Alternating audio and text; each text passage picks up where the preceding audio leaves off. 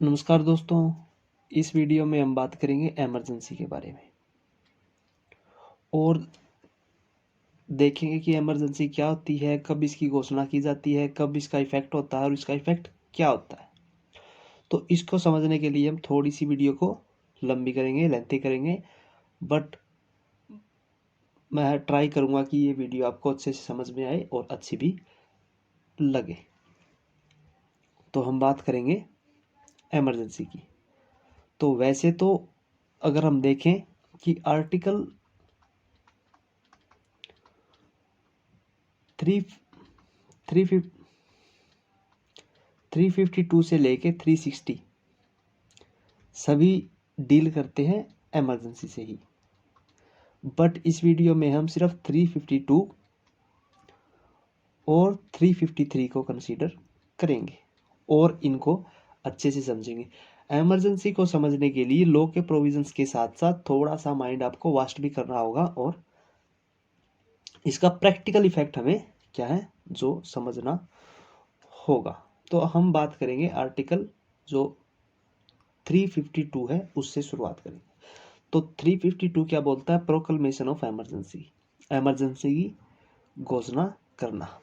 तो जो president of India है, प्रेसिडेंट ऑफ इंडिया भारत का जो राष्ट्रपति है, अगर वो सेटिस्फाइड हो जाता है that president satisfied that there is a situation of, कि प्रेसिडेंट को लगता है, वो सेटिस्फाइड है कि there is a situation of war, external aggression, internal disturbance. अब ये तीनों चीज क्या होती है, अब इनको अच्छे से समझेंगे। वॉर इन द सेंस कि जब टू और मोर कंट्रीज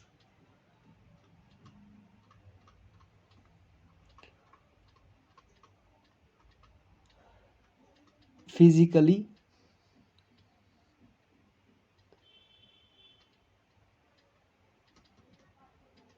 अटैक करती है। क्या होता है जब दो या दो से अधिक कंट्री के बीच में फिजिकली अटैक होता है तो हम उसे क्या बोलते हैं? वॉर। जब उनकी सेना या हमारी सेना दूसरी कंट्री के ऊपर अटैक करती है, दावा बोलती है, तो उसको हम बोलते हैं वॉर, सिचुएशन ऑफ वॉर, युद्ध की स्थिति। लेकिन external aggression is different from war. यहाँ पे फिजिकली अटैक नहीं होता, जब वो पॉलिसीज चेंज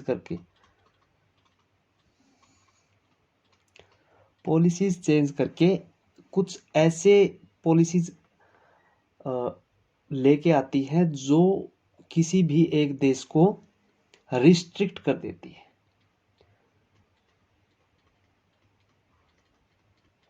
रिस्ट्रिक्ट प्रोहिबिट नहीं कर सकती, क्योंकि क्या होता है, ग्लोबलाइजेशन लगभग सब कंट्रीज के अंदर है, लेकिन वो रिस्ट्रिक्ट कर सकती हैं किसी भी चीज को। तो क्या होता है, जब कोई भी कंट्री किसी दूसरी कंट्री को पॉलिसी चेंज करके या विदाउट फिजिकली अटैक रिस्ट्रिक्ट करने की कोशिश करें, तब उसे हम बोलते हैं एक्सटर्नल एग्रेशन, बाहरी रूप से जो है गुस्सा हमको दिखाई दे रहा है। और the third one is internal disturbance. अच्छा, आप देखिए, external aggression can be changed into war. अगर आप देखें एक्सटर्नल एग्रेशन ऐसा चलता ही रहा तो युद्ध में भी बदल सकता है। और इंटरनल डिस्टर्बेंस क्या होता है? जब विद इन द नेशन,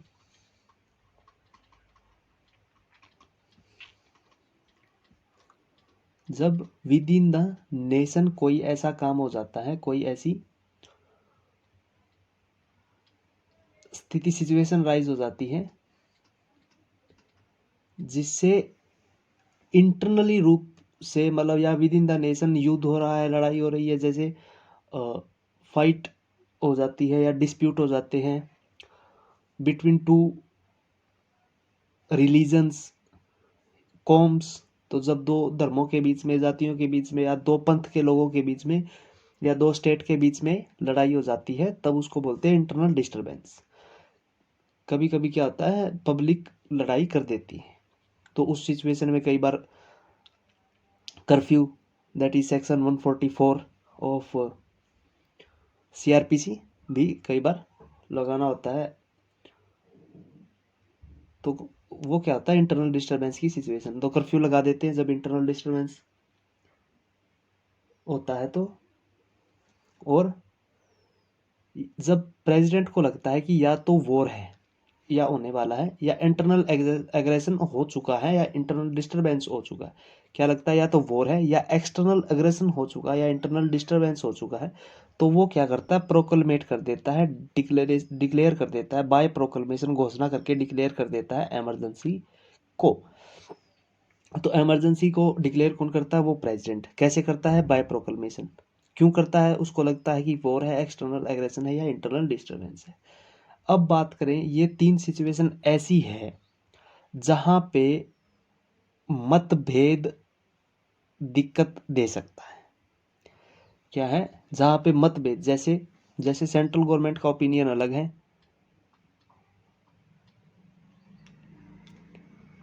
जैसे सेंट्रल गवर्नमेंट का ओपिनियन अलग है और स्टेट गवर्नमेंट का डिफर करता है from opinion of central government. तो अगर दोनों के ओपिनियन अलग अलग हो गए, दोनों की पॉलिसीज प्रोसीजर अलग अलग हो गए, तो क्या हो, उस सिचुएशन को कंट्रोल करना अपने आप में मुश्किल हो जाएगा। वैसे तो अगर आप देखें, हमारा जो कॉन्स्टिट्यूशन ऑफ इंडिया है वो है federal with some unitary features.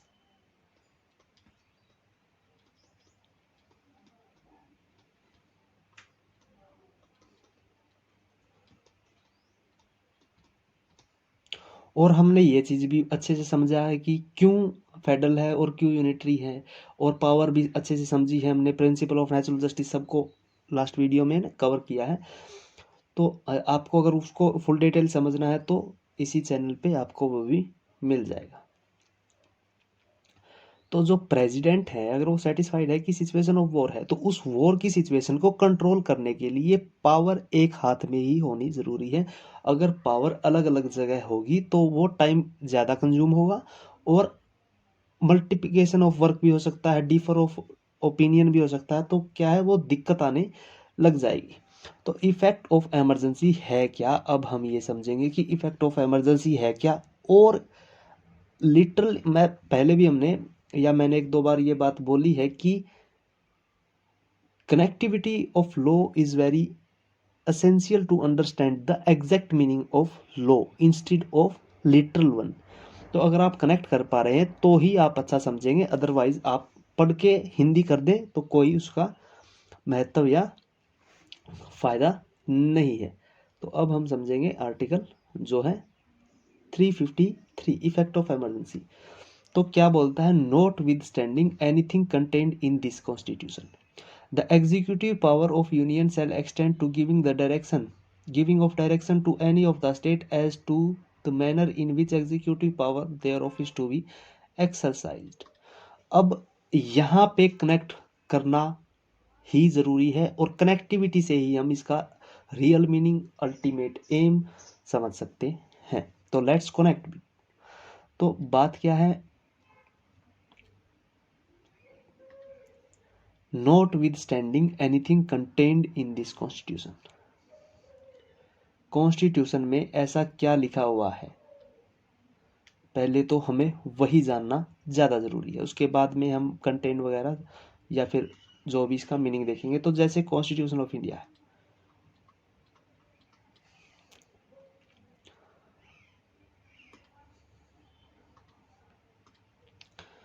इसमें आर्टिकल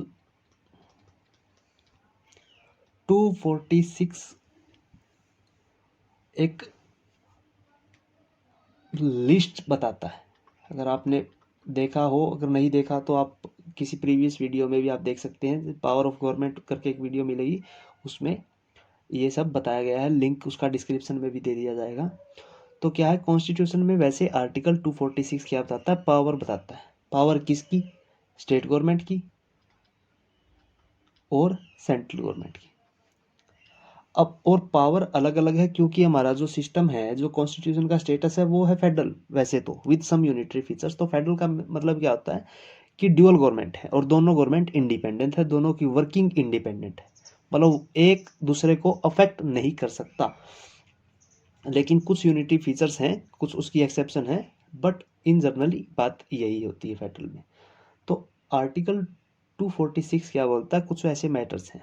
लेकिन लेट्स अस अज्यूम कि सेंट्रल गवर्नमेंट की कोई लिस्ट है, उसमें कोई एक एंट्री है, एंट्री में मैटर्स लिखे हुए हैं, उस एंट्री पर डिस्प्यूट हो गया। जैसे one of the matters is police. Police किसके अंडर आती है? स्टेट गवर्नमेंट के अंडर। तो पुलिस पे इंटरनली डिस्टरबेंस हमारे यहाँ पे वो हो गया, जैसे कोई भी ऐसा कोई केस हो गया जिसकी वजह से, जिसपे हम मानते हैं कि पुलिस ही जो है गलत है, और पुलिस आती है under the territory of state government, under the jurisdiction of state government, under the control of state government, अगर आप बात करें। लेकिन हर स्टेट के अपने लॉ होते हैं, हर स्टेट अलग लॉ बनाता है as per the state list mentioned under article 246। तो अब दिक्कत क्या आती है, मान लीजिए कि उसमें क्या हो गया, इंटरनल डिस्टरबेंस क्रिएट हो गया। अब लेट अस अज्यूम उसमें 2 या 3 स्टेट इंक्लूडेड है, उस जो डिस्टरबेंस है या रिट है या कोई भी डिस्प्यूट है उसमें 2 से 3 स्टेट इंक्लूडेड हैं, दो उसमें उन्होंने पार्टिसिपेट किया हुआ है। तो हर स्टेट अलग बात करता है, हर स्टेट अलग बात करता है, तो वो डिस्प्यूट रिजोल्व नहीं हो पाएगा, क्योंकि हर स्टेट की पॉलिसी अलग हो सकती है, ज़रूरी नहीं कि सबकी सेम हो। तो लेट से कि हर की लेट से अलग है, तो अब अलग है तो उस डिस्प्यूट को रिजोल्व करने के लिए उन सभी को एक करना ज़रूरी है। अब दिक्कत क्या हो गई, मैटर चाहे वो यूनियन लिस्ट में हो या ना हो, अगर वैसे भी यूनियन लिस्ट में है तो वो सेंट्रल गवर्नमेंट का ही एक्ट चलेगा, लेकिन दिक्कत कब होती है, जब वो स्टेट लिस्ट में कंकरेंट लिस्ट में होता है। तो क्या हो गया कि उन्होंने लॉ बना दिया और वो डिफर करता है। तो क्या है, the executive power of union, union की पावर इतनी बढ़ जाएगी, सेल एक्सटेंड इतनी बढ़ जाएगी कि वो डायरेक्शन दे सकता है किसी भी स्टेट को कि आपको अपनी पावर कैसे एग्जीक्यूट करनी है। कि वैसे तो पावर डिफाइंड है, लेकिन अगर कोई ऐसा रीजन है जिसकी वजह से इमरजेंसी डिक्लेयर करनी पड़ गई, तो उसको कंट्रोल करने के लिए पावर का एक जगह पे होना बहुत ज़्यादा ज़रूरी है, क्योंकि पावर अगर अलग अलग जगह पे होगी तो उसको रिजोल्व करना थोड़ा सा मुश्किल हो जाएगा। तो उसको रिजोल्व करने के लिए उस पावर का एक जगह पे होना ज़रूरी है, इसलिए सारी की सारी पावर किसके पास आ जाती है, यूनियन गवर्नमेंट के पास। और यूनियन गवर्नमेंट की पावर इतनी बढ़ सकती है कि वो किसी भी स्टेट को डायरेक्शन दे सकता है कि कैसे वो अपनी एग्जीक्यूटिव पावर को एक्सरसाइज करे, not with standing anything content in this constitution, कि इस कॉन्स्टिट्यूशन में अगर कोई भी आर्टिकल है और उस आर्टिकल में ये चीज़ लिखी हुई है तो आप उसको ओबे नहीं करोगे, आप आर्टिकल 353 को ओबे करोगे, और इसको ओबे करते हुए जो यूनियन गवर्नमेंट है उसकी पावर इतनी बढ़ जाएगी कि वो किसी भी स्टेट को ये बोल सकता है कि आप अपनी पावर को कैसे एक्सरसाइज करोगे। और या and, the power of parliament to make laws with respect to any matter shall include power to make laws conferring the power and imposition of duties, authorizing the conferring of power and to imposing of duties upon the union officers and authorities of the union as respect to the matter, to that matter notwithstanding it is one which is not enumerated in union list defined under 7th schedule and article 246 of constitution of India. अब बात क्या है कि parliament की power इतनी बढ़ जाएगी कि वो कोई भी ऐसा लॉ बना सकती है। लॉ क्यों बनाते हैं, उस चीज़ को मॉनिटर करने के लिए, कंट्रोल करने के लिए, सुपरवाइज करने के लिए। तो the power of parliament to make laws with respect to any matter, आप यहाँ देखिए, यहाँ से एक बार ब्रेक लगाएं, क्या है, in respect to any matter, यहाँ से और यहाँ तक का आप एक ब्रेक लगा, इसको एक बार छोड़ देंगे। The power of parliament to make laws with respect to any matter notwithstanding that it is one is not enumerated in union list, कि पावर ऑफ पार्लियामेंट इतनी बढ़ जाएगी कि वो हर उस मैटर पे लॉ बना सकती है, चाहे वो यूनियन लिस्ट में हो या ना हो, वो स्टेट लिस्ट में हो या कॉन्करेंट लिस्ट में, किसी भी लिस्ट में हो, एज पर 7th शेड्यूल और आर्टिकल 246 की वैसे तो तीन लिस्ट है, यूनियन लिस्ट, कंकरेंट लिस्ट और स्टेट लिस्ट। लेकिन जो चीज़ यूनियन लिस्ट में नहीं है उस पे भी पार्लियामेंट लॉ बना सकती है at the time of emergency. सबसे बात ज़्यादा इंपॉर्टेंट ये है, क्यों? क्योंकि वो ultimate aim is to conclude the power, ultimate aim is to conclude the power. वो जो पावर फेडरल सिस्टम होने की वजह से स्टेट्स में फैली हुई है और सेंट्रल गवर्नमेंट के पास भी कुछ पावर है, उन सभी पावर को इकट्ठा करके एक डिसीजन लेना ही उस सिचुएशन का निर्धारण है। अगर अलग अलग लोग उसको डिसीजन लेंगे तो डिसीजन अलग अलग सबका हो सकता है, जिसकी वजह से अननेसेसरी डिले भी हो सकता है। तो कोई एक अगर कमांड करेगा तो उस सिचुएशन को जल्दी से रिजोल्व किया जा सकता है। तो पावर ऑफ पार्लियामेंट इतनी बढ़ जाएगी कि वो उस सिचुएशन या उस मैटर पे भी लॉ बना सकती है जिस मैटर पे उसकी पावर नहीं है अंडर यूनियन लिस्ट, या जो आप बोलो वो मैटर जो यूनियन लिस्ट में कवर नहीं है उन पे भी पार्लियामेंट लॉ बना सकती है। और लॉ बनाने के साथ क्या कर सकती है, वो पावर दे सकती है और ड्यूटीज दे सकती है अपने ऑफिसर्स को, यूनियन ऑफिसर्स को एंड अथॉरिटीज को ऑफ यूनियन, कि वो उन मैटर पे लॉ तो बना ही सकती है लेकिन अपने ऑफिसर्स को ऑथोराइज भी कर सकती है, उनकी पावर भी बता सकती है और उनको ड्यूटीज भी दे सकती है, और अपनी अथॉरिटीज को भी ऑथोराइज कर सकती है, पावर दे सकती है, ड्यूटी दे सकती है।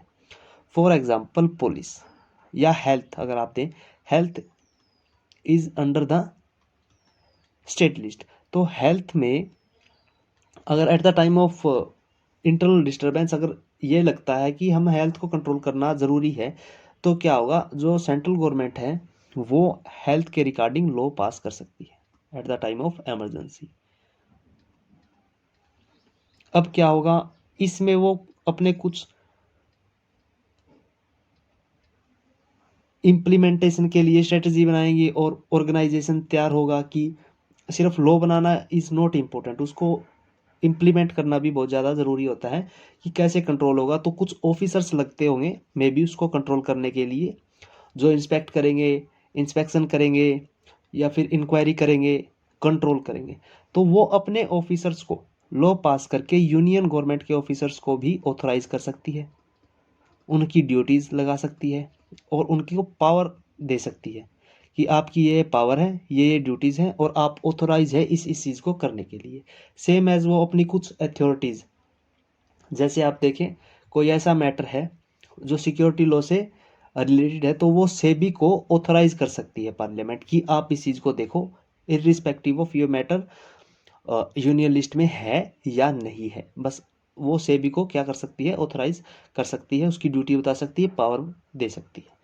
तो पार्लियामेंट की पावर इतनी बढ़ जाएगी कि वो उस मैटर पे भी लॉ बना सकती है जो यूनियन लिस्ट में हो या ना हो, और उसी मैटर पे वो अपने कोई भी ऑफिसर्स को या अथॉरिटीज को ऑथराइज कर सकती है, उनको ड्यूटी दे सकती है और पावर दे सकती है कि आप इस सिचुएशन को कैसे भी करके कंट्रोल करो। तो ultimate aim of emergency is to control the situation and for controlling the situation there is a need of conclusion of the power, कि आप उस पावर को एकत्रित करो, इकट्ठा करो, कंक्लूड करो। तो उस कंक्लूड करने के लिए क्या होता है, ये स्टेप लिए जाते हैं कि उस मैटर पे भी जो आप लॉ बना सकते हैं जो यूनियन लिस्ट में नहीं है, और जो यूनियन की पावर है वो इतनी बढ़ जाएगी कि वो डायरेक्शन दे सकती है किसी भी स्टेट को कि आपको कैसे काम करना है। आप अपनी मर्जी से नहीं करेंगे, आप हमारी मर्जी से या हमारे कहने से काम करेंगे। तो ये थे article 250 352 and 353, proclamation of emergency and effect of emergency. अब हम इसे थोड़ा सा अच्छे तरीके से समझने की कोशिश करेंगे, कंक्लूड करने की कोशिश करेंगे। तो बात क्या थी, आप यहाँ से समझने की कोशिश करें कि प्रेसिडेंट को ये लगता है कि there is a situation of war और एक्सटर्नल एग्रेशन और इंटरनल डिस्टर्बेंस, तो वो क्या करेगा, बाय प्रोक्लेमेशन डिक्लेयर कर देगा इमरजेंसी। इमरजेंसी अब आप देखें इमरजेंसी है क्या। इमरजेंसी एक तरीका है, इज ए मेथड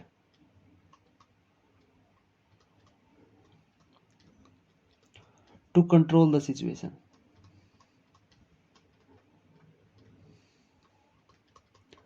यहां से ही जो असली मीनिंग है इमरजेंसी का वो समझ में आता है कि हमें उस सिचुएशन को कंट्रोल करना है, जो अननेसेसरी, जिसकी वजह से वॉर हुआ है या जिसकी वजह से एक्सटर्नल एग्रेशन हुए हैं या जिसकी वजह से इंटरनल डिस्टरबेंस हुआ है और हमें नुकसान हो सकता है, तो हमें उस सिचुएशन को कंट्रोल करना है। और फॉर कंट्रोल तो ज़रूरी क्या है, पावर को कंक्लूड करना।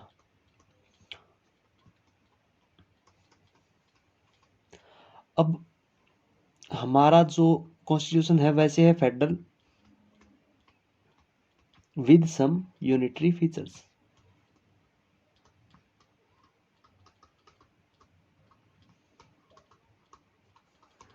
तो फेडरल में क्या होता है, ड्यूअल गवर्नमेंट होती है।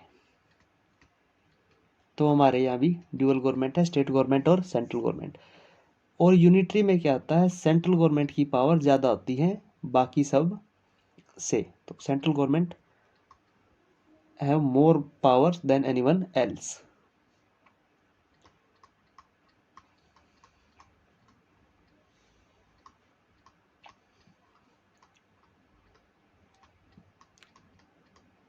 कि क्या है कि यूनिटरी में क्या होता है कि सेंट्रल गवर्नमेंट की पावर सबसे ज़्यादा होती है।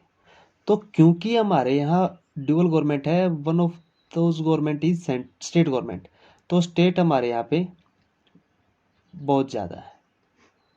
तो लेट अस अज्यूम कि 3 है, हरियाणा, राजस्थान और पंजाब। तो क्या है, हरियाणा, राजस्थान और पंजाब 3 स्टेट है। अब 3 स्टेट की अलग अलग गवर्नमेंट है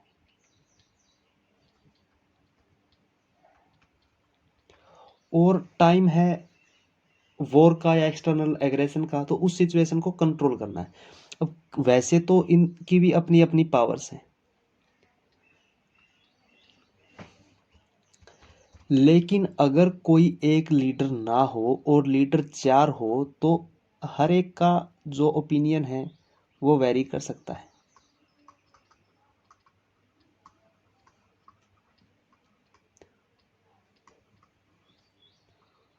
ओपिनियन क्या है, अलग अलग हो सकता है, ओपिनियन में वेरी। तो जैसे हरियाणा की स्टेट गवर्नमेंट कुछ और बोलती है, पंजाब की और बोलती है और राजस्थान की कुछ और बोलती है। तो उस समय उस सिचुएशन को कंट्रोल करने के लिए अलग अलग ओपिनियन होना अपने आप में क्या है, एक लिमिटेशन है। कि उस सिचुएशन को कंट्रोल करने के लिए हर एक व्यक्ति अपना अलग ओपिनियन दे रहा है, कोई एक जैसा दे ही नहीं रहा। तो क्या है, उस सिचुएशन को कंट्रोल करने के लिए क्या ज़रूरी है, इसको रिजोल्व करने के लिए कंक्लूड करेंगे पावर को। अब जो power as per the constitution of India state government को दी गई थी, अब कंक्लूड कैसे करेंगे कि जो power as per constitution of India sorry as per constitution of India state government को दी गई थी, उसको हमें फॉलो नहीं करना। वैसे तो हम उसी को फॉलो करेंगे, लेकिन eight the time of emergency उसे फॉलो नहीं करना। तो आर्टिकल 352 जब लग जाएगा तो 353 में क्या है, इफेक्ट है।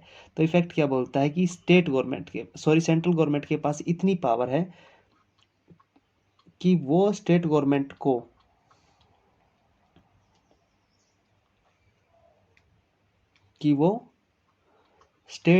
को ये बोल सकती है कि आपको किस मैनर में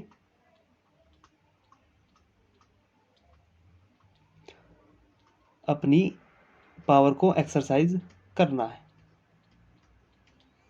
तो बात क्या है कि वो कंक्लूड कैसे होगी, सारी पावर एक हाथ में कैसे आएगी, वो आएगी एज पर आर्टिकल 353। और वो बोलती है कि स्टेट की जो पावर होती है वैसे तो वो कॉन्स्टिट्यूशन में डिफाइन होती है, लेकिन eight the time of emergency central government की पावर इस हद तक बढ़ जाएगी कि वो किसी भी स्टेट को आदेश दे सकती है, डायरेक्शन दे सकती है कि आपको अपना काम किस तरीके से करना है, ताकि क्या उसके कंक्लूजन ऑफ पावर उसके। दूसरा, किसी भी सिचुएशन को कंट्रोल करने के लिए उस पर लॉ होना जरूरी है, और लॉ बनाने की power as per article 246 union list में भी है, स्टेट लिस्ट में है और कॉन्करेंट लिस्ट में भी है। तो ऐसे मैटर्स जो यूनियन लिस्ट में नहीं है, जैसे स्टेट लिस्ट में है, तो उन पे, इस पे तो सेंट्रल गवर्नमेंट बना सकती है, लेकिन इस पे सेंट्रल गवर्नमेंट, सॉरी, इस पे सेंट्रल गवर्नमेंट लॉ नहीं बना सकती। तो इसके लिए एज पर आर्टिकल 353 ये बात बोली गई है कि eight the time of emergency जो पार्लियामेंट है वो उन मैटर्स पे भी लॉ बना सकती है जो स्टेट लिस्ट में है, जो क्या है, जो स्टेट लिस्ट में भी, वो मैटर्स जो स्टेट लिस्ट में भी है उन पे भी जो सेंट्रल गवर्नमेंट है वो या पार्लियामेंट है वो लॉ बना सकती है, और अपने ऑफिसर्स को या अथॉरिटीज को ऑथोराइज कर सकती है, उनकी ड्यूटी बता सकती है और पावर्स बता सकती है। इससे क्या होगा, conclusion of power.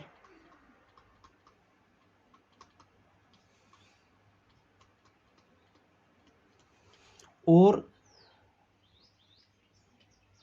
Command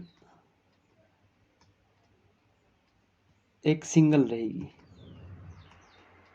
command में मल्टीप्लिकेशन नहीं होगा, और एक व्यक्ति जो सबसे ऊपर है, जैसे स्टेट सेंट्रल गवर्नमेंट है, वो ही सबको कमांड देगी, उसका ही आदेश हमको फॉलो अप करना होगा in the situation of emergency. Emergency और कमांड का अगर आप कनेक्शन समझे तो एक जो +1 क्लास में कॉमर्स में बिजनेस स्टडीज करके एक सब्जेक्ट था, उसमें 14 प्रिंसिपल थे।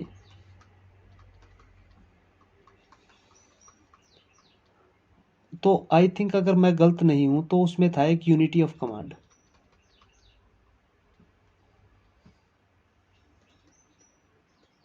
अगर मैं इसके बाद में जो बताऊंगा वो तो मैं श्योर हूं मैं सही हूं, लेकिन इसका नाम अगर यूनिटी ऑफ कमांड है इस पे मुझे थोड़ा सा डाउट है।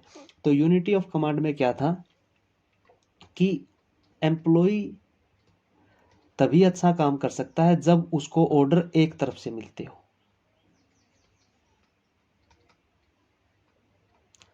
जब उसका सिंगल कमांडर हो। अगर ऑर्डर उसको अलग अलग जगह से मिलेगा, अगर उसका एक सीनियर बोलता है तुझे ये करना है इस समय पे, और दूसरा सीनियर बोलता है तुझे इसी समय पे ये करना है, तो वो क्या हो जाएगा, डायलोमा में आ जाएगा, किसकी बात को फॉलो करे किसको ना फॉलो करे। तो उस सिचुएशन से बचने के लिए किसी भी एम्प्लॉय को सिर्फ एक सीनियर से रिपोर्ट करने का प्रोसीजर ऑर्गेनाइजेशन में होना चाहिए, जिससे क्या होगा, अच्छे से वो एम्प्लॉय काम कर सकेगा। तो क्योंकि सिचुएशन इमरजेंसी की भी बहुत स्ट्रोंग होती है, तो और फोर्सेस हमारे पास लिमिटेड होती है, जैसे पुलिस है या फिर कोई भी। तो अगर हर स्टेट अपनी पुलिस को कुछ और बोलेगा, हर स्टेट अपनी पुलिस को कुछ और बोलेगा, तो उस चीज़ को हम कंट्रोल नहीं कर पाएंगे, क्योंकि सिचुएशन बहुत स्ट्रोंग होती है। तो उसको कंट्रोल करने के लिए कमांडर एक ही होना जरूरी है। तो इसीलिए आर्टिकल 353 क्या करता है, उस सभी पावर को कंक्लूड करके सेंट्रल गवर्नमेंट के पास पहुंचाता है, और वही आप देखें ये यूनिटरी फीचर्स का भी एक, सॉरी, यूनिटरी स्टेटस का भी एक फीचर्स है। तो आई थिंक आपको ये वीडियो बहुत अच्छे से समझ में आई होगी, आपको आर्टिकल 352 और 353 समझ में आया होगा। प्लस एक चीज और रह गई, कंक्लूजन। एक चीज़ और रह गई, कंक्लूजन। अभी हमने मतलब तो समझ लिया इमरजेंसी का, लेकिन कैसे ये कंक्लूड होगा बाकी सब प्रोविजन से, will discuss in the next video. Thank you, take care, bye bye.